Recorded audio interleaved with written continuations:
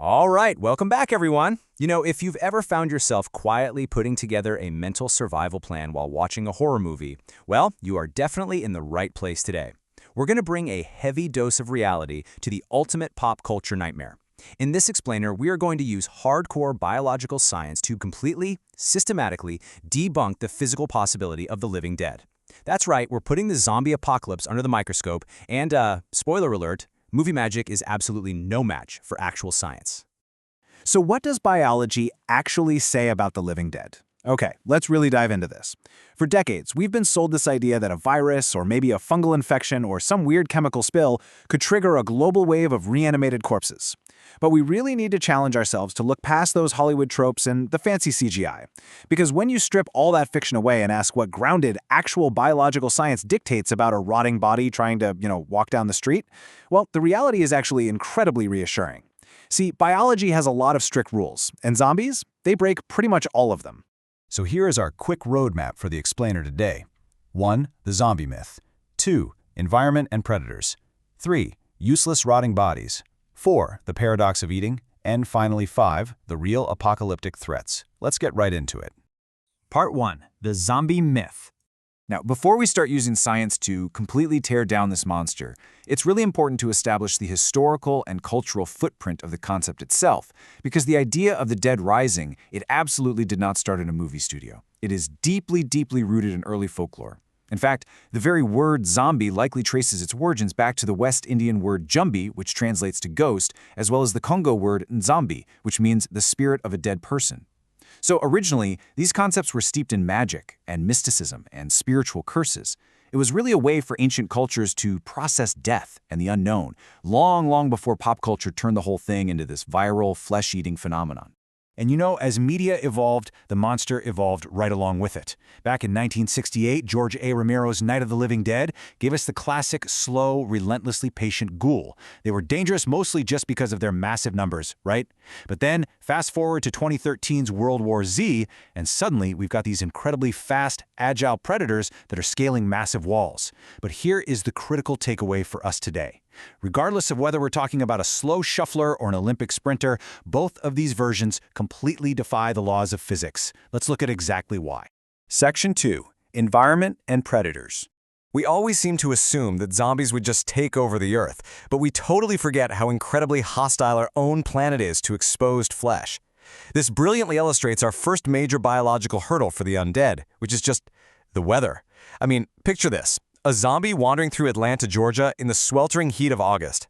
That extreme temperature and humidity, it creates the absolute perfect incubator for insects and rapid bacterial decay.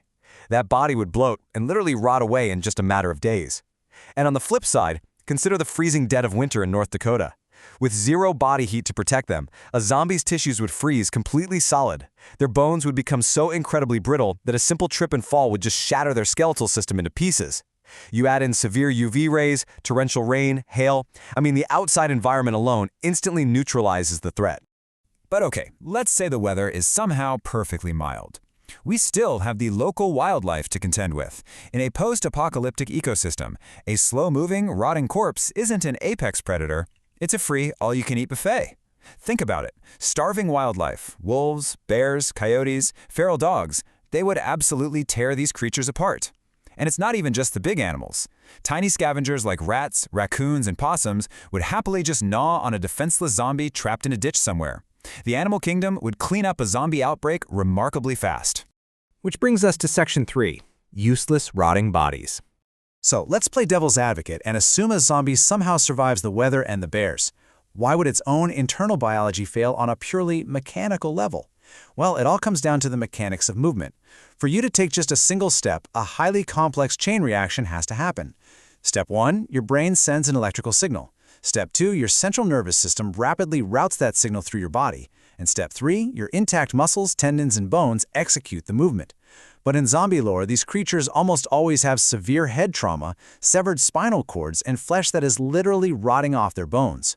Without an intact central nervous system and functioning muscles, physical movement is just biologically impossible. They wouldn't march on the city, they'd just be a pile on the ground. Furthermore, we really have to talk about microscopic invaders. See, our bodies are constantly, and I mean constantly, under attack by viruses, bacteria, and fungi. But our immune system, specifically our white blood cells, acts as this incredible internal army to fight them off. So the absolute crucial point here is zombies are dead. They do not have a functioning immune system. Without white blood cells defending the gates, a zombie's body instantly becomes a defenseless breeding ground for endless microscopic organisms. It would rapidly destroy itself from the inside out, completely decomposing in a terrifyingly short amount of time. And on top of that, without any tissue regeneration, even the tiniest little scratch would become a massive, permanent, rotting wound. And since they can't heal, their sensory organs would be the very first things to go. The soft tissues of the eyes rot incredibly quickly, which leaves them completely blind. Their eardrums would rapidly decay, leaving them entirely deaf. So stripped of sight and sound, they'd have to rely entirely on smell. But their own overwhelming stench of decay would totally overpower anything else in the area. We are literally talking about a blind, deaf creature that can barely move. The pathetic reality is that any healthy human could easily just walk right past one without even being noticed. Moving right along to Section 4, the paradox of eating. All right, it is time to officially dismantle the two most famous zombie tropes of all time, craving brains and transmitting the virus through a bite. To understand why a zombie eating is just completely ridiculous, we have to define metabolism. Metabolism is the chemical process of converting the food we consume into usable energy for our bodies to function.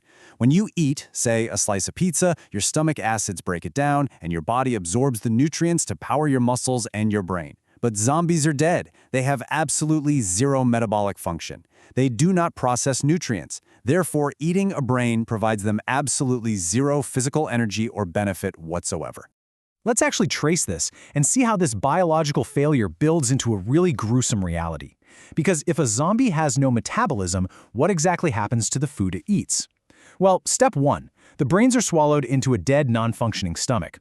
Step 2, because there's zero digestion happening, that raw organic matter simply sits there and begins to ferment in the heat. Step 3, this fermentation produces massive amounts of gases that bubble up and expand inside the digestive tract.